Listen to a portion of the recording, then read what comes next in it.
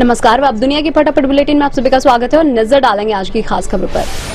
सलक्यारा tunnel से 17 दिन बाद बाहर आए 41 मजदूर। बाहर आने के बाद सभी का स्वास्थ्य परीक्षण किया गया। 12 नवंबर को टनल में फंसे थे सभी श्रमिक मजदूर के सुरक्षित लौटने के बाद परिजनों में खुशी का माहौल। उत्तरकाशी के सलक्यारा सुरंग के बचाव अभियान में लगे अंतर्राष्ट्रीय टनलिंग विशेषज्ञ रोनाल्ड डिक्स ने अंदर फंसे 41 श्रमिकों की सुरक्षित निकासी के लिए पूजा अर्चना की। डिक्स ने सुरंग के मुख्य द्वार पर बने एक मंदिर में पुजारी के साथ पूजा की। तेलंगाना में खत्म हुआ चुनाव प्रचार। आखिरी दिन भाजपा और कांग्रेस सहित अन्य दलों ने जो की पूरी ताकत 30 नवंबर को डाले जाएंगे वोट। 5 राज्यों के विधानसभा चुनाव के दौरान प्रधानमंत्री नरेंद्र मोदी ने करीब 40 सभाएं की। पीएम सबसे ज्यादा 14 सभाएं मध्य प्रदेश में की, जबकि मिजोरम में एक भी सभा नहीं की। शिवसेना नेता संजय राउत ने कहा, महात्मा गांधी को दुनिया पूजती है, इतिहास जानता है, ये फैसला करेगी कौन पुरुष युग पुरुष और महापुरुष है। तेलंगाना के नामपल्ली में एक चुनावी रैली में कांग्रेस सांसद राहुल गांधी ने कहा, उनका लक्ष्य देश में नफरत को खत्म करना है और इसके लिए केंद्र में प्रधानमंत्री नरेंद्र मोदी को हराना जरूरी है। आरएसएस और मोदी दोनों नफरत फैला रहे हैं। बालाघाट पोस्टल बैलेट मामले में कांग्रेस ने कलेक्टर को सस्पेंड करने की मांग की। कमलनाथ ने बताया, अक्षम्य अपराध, चुनाव आयोग भी कर रहा है मामले की पूरी जांच।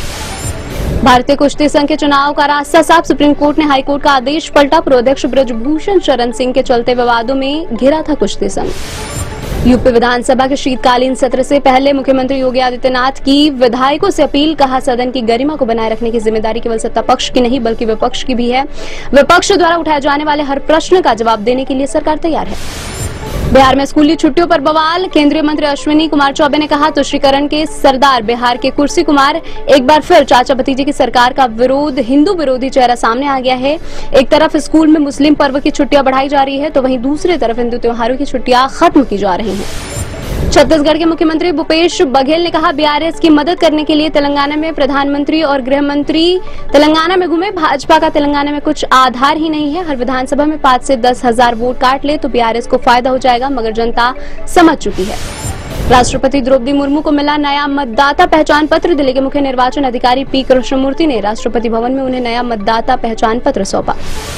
गोवा के अलग अलग समुद्र तटों पर पिछले 3 दिनों में एक रूसी महिला सहित कुल 13 पर्यटकों को डूबने से बचाया गया। एक जीवन रक्षक एजेंसी ने बताया, छत्तीसगढ़ के बिलासपुर के रहने वाले 4 युवकों को एक बचाव बोट और जेट स्की की मदद से उत्तरी गोवा के आरामबोल समुद्र तट से बचाया गया।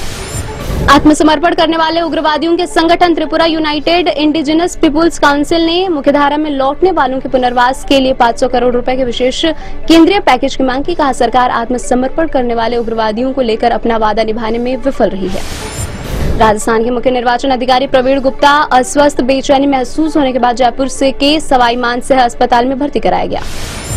इसराइल और हमास के बीच गजा पट्टी में मानवीय संघर्ष विराम 30 नवंबर तक बढ़ाया गया। इसराइल ने हमास के साथ बंधक विनिमय समझौते के हिस्से के रूप में फलस्तीनी कैदियों के चौथे समूह को रिहा कर दिया है, जिसमें 33 लोग शामिल हैं। अमेरिका ने इसराइल से कहा, दक्षिण गजा में किसी भी जमीनी अभियान में यह ध्यान रखा जाना चाहिए कि बड़े पैमाने पर नागरिकों का और विस्थापन न हो।